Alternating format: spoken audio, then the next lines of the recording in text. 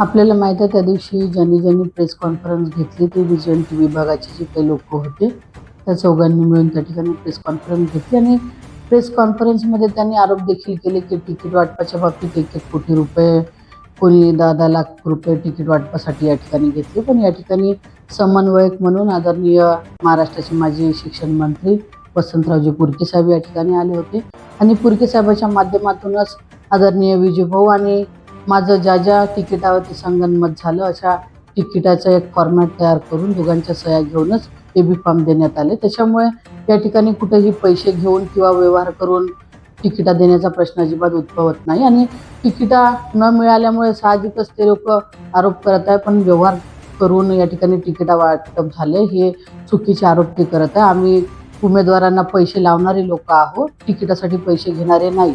त्याच्यामुळे असे बिनबुडाचे आरोप जर का कोणी करत असेल तर हे आरोप आम्हाला अजिबात मान्य नाही.